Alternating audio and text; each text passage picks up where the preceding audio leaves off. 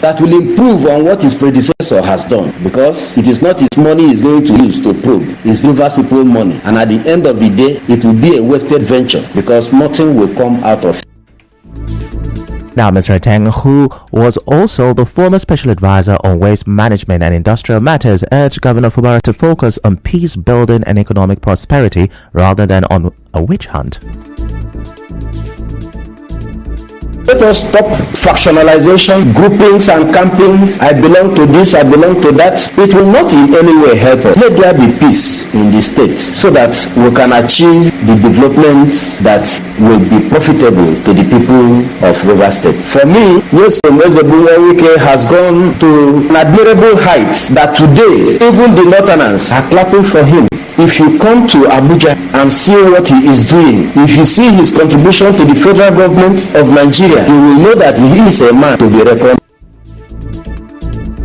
On their part, former Special Advisor on Amnesty Ken Chinda and former Special Advisor on Rural Development Andy Wanjoko praised the leadership of the FCT Minister Nyesom Wike in the state and called on the King of Opobo Kingdom, His Majesty King Danderson Douglas Jaja, to wade in and broker peace between Governor Fubara and the FCT Minister in the interest of the state. Nyesom Wike is the political leader of Rivers State. Before he became the governor of Rivers State, Nyerichi has already built men. Throughout his tenure as governor, Nyerichi built several infrastructure and institutions for economic prosperity and human capacity development in Rivers State. We had one united Rivers State, devoid of ethnic divide. Traditional rulers, women, youth, and non-indigenous without border lived as one people. Nyesom Wike is a detribalized and effective leader. In the next 4 years, there is election for him. That he will work for him, stake our life for him, and he becomes governor. He ignored everybody. Why is he calling people to come and join? Don't join him for what? I'm not happy that he's trending like this. People should caution him. Popo Nation, His Majesty done this. Who would have called him and said, no, this man did us well. Governor did us well.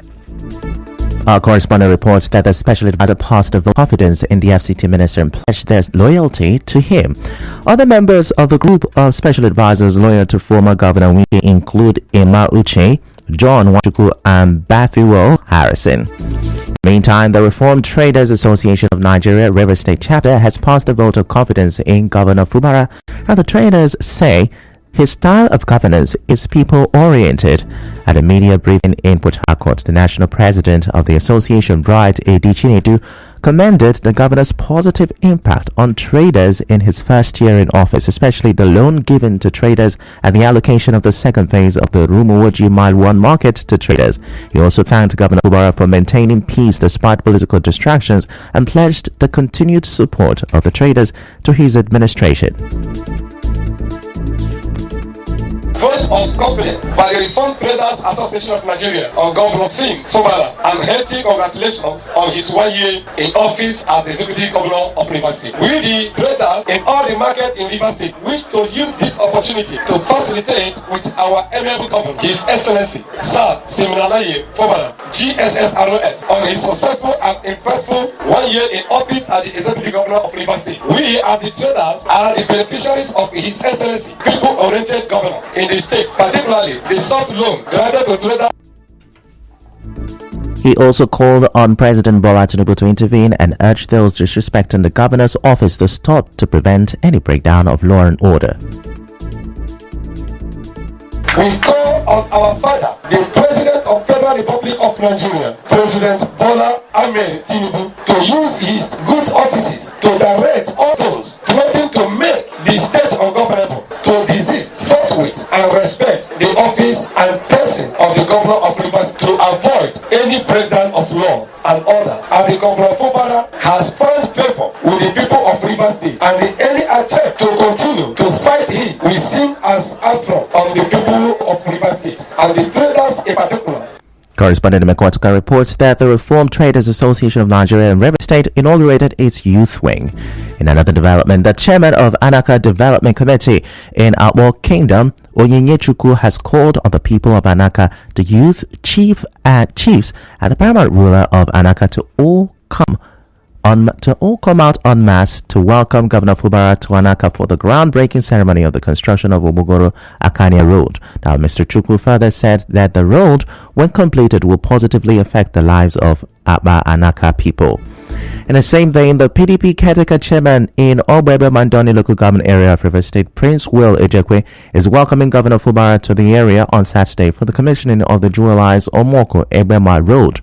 Mr. Ejekwe, in an interview with our correspondent, said the road from Omoko to Ebema was abandoned by the past administration. He said the road is strategic and thanked Governor Fubara for what he has done for the Onelga people.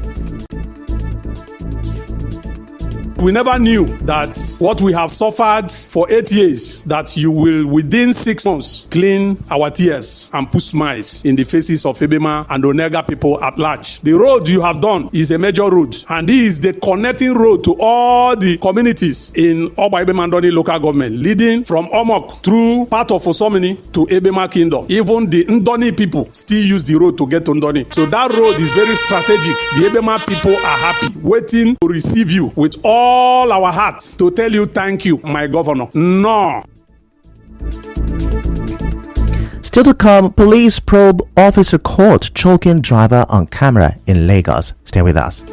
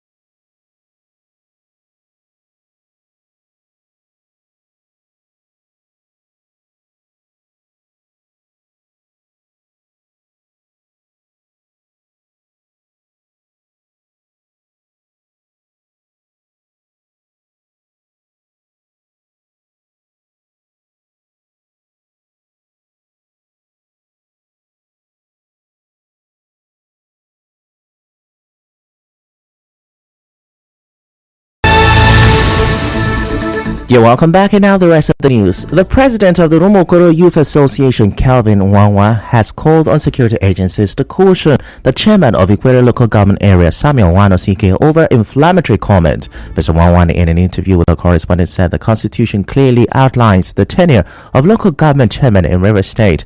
Now, he said the Martin Amihule-led lawmakers ceased to be members of the Rivers State House of Assembly when they defected to the APC and, therefore, cannot legislate for the state.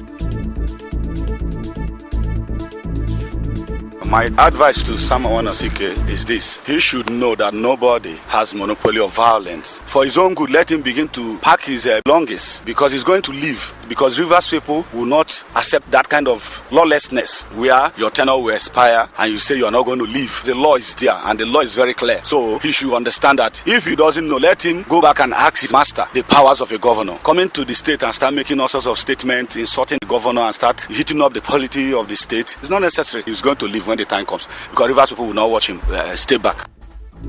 Mr. Wanwan urged Dr. Wanosike to act responsibly, noting that Rivers State is not lawless. He should also be aware that Martin Samehule, they are no longer a member of the assembly, having known that their seat has been declared vacant. So let him not begin to cite those issues as a yardstick to remain there. It's not going to work, because the law is very clear. They are not even supposed to sit to start making those laws. If the previous assembly members has repeated law for the previous local government chairman, he, Wanosike, would he have been able to be there as the local government chairman? The answer is no. There is a governor in the state, and you have no choice than to respect the governor of the state. Moving on, scores of retirees under the aegis of Ajib Pensioners Association occupied the Port Harcourt gate of Ajib Oil Company on Thursday over poor welfare services. Addressing newsmen, the chairman of the association, Sita Paul, accused the company of failing to increase their pensions and neglecting industrial welfare packages accorded to their counterpart in other companies.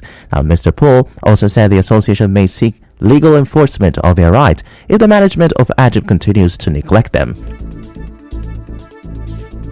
Periodically, they'll be increasing our pension pay. 2009, they stopped today. We don't know why. People that retired some 6, 7, 8 years ago are still earning 150,000 naira a month, which is a far cry to what others earn in their companies. Late retiree spouses are denied Medicare. Other companies are having live Medicare for their late retirees. Embarrassing. The industry practice is not in any way practicing Ajib. If this is continued unattended, next time we will come, we will sleep here, and we might even take them to court. We don't want to wash our dirty linens outside. That's why we are using this option for now.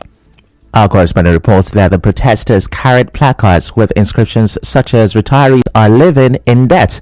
Ajib pension has lost its value in today's economy. Spouses of late retirees are denied medical treatment, unlike other oil companies. Amongst others, some of them also spoke. Most of the elders who are here today laid the foundation of this Ajib base. But we are suffering. We cannot buy anything with a little pension. Other oil industry are enjoying increment and everything in their pension. Ajib retirees are suffering. That's why we are here today. We are not asking them to give us their money. It's our money. 75% of our entitlement, which we have lodged into this company, that will be earning income every month. Now, to give it to us is the problem. What we got is a paltry interest that they get from the loan they give to commercial bank. Now they keep us stagnated. 10 years, 12 years, 20 years, nothing is added. What is the cost of living index? How do we sail along? The frequency of debt is terrible. Efforts to speak with the management of Ajib at the scene of the protest were unsuccessful. Away from that, a bill seeking to revert to Nigeria's old national anthem skills second reading on the floor of the Senate on Thursday. The bill, sponsored by Senate leader Obeyemi Bamidele, seeks to replace the current anthem, Arise, O Compatriot, with the old one, Nigeria, We Hail Thee. Now, after a lead debate by the sponsor of the bill, other lawmakers took turns to speak in favor of the piece of legislation. Senators Tahir Monguno, Victor Ume, and Jimo Ibrahim particularly said the current national anthem is a product of the military junta decreed by the military and therefore should be discarded to adequately capture the nation's democratic values and integrity and principally foster commitment to nationhood. Now, after a rigorous debate, the President of the Senate, Godswill Akpabio, referred the proposal to Senate Committee on Judiciary for further legislative input. Nigeria, We Hail Thee was replaced with the current national anthem, Arise, O Compatriot, in 1978 during the General Olusegun Obasanjo's regime. In other news, the spokesperson of the Nigeria Police Force, Olumuyiwa Adejobi, has ordered an investigation into a viral video showing a police officer strangling a driver in motion. Responding to the video in an online post, ACP Adejobi directed the police complaint unit to investigate the matter. Have a listen to the viral video shared by a lady on Snapchat identified as Light Orji, who seems to have been in the moving vehicle when the incident happened. It's okay. You move. I'm giving him out 2 million, 3 million, 4 million. God, your boss is okay. It's okay. No problem. It's okay. You will die. Because I will beat you. They're asking me to carry you, go. Okay, you carry me. You carry me. They're going to run away. Listen, sir. I said stop. Please, you can. You say no. It's your life, sir. It's your life. No, what life? It's your life. It's your life, please. Your life, please, sir. Okay, your life. Don't cross the road.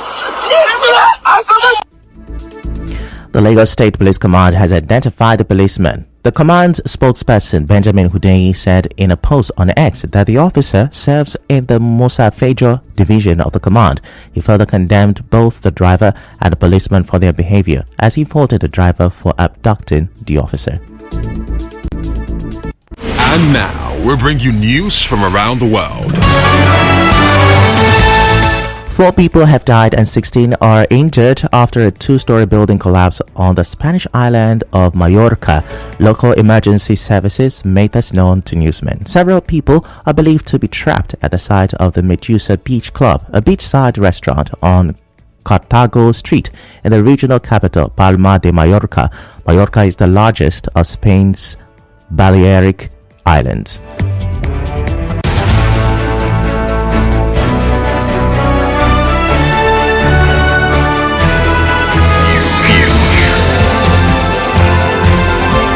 This is the news on 92.3 Nigeria Info.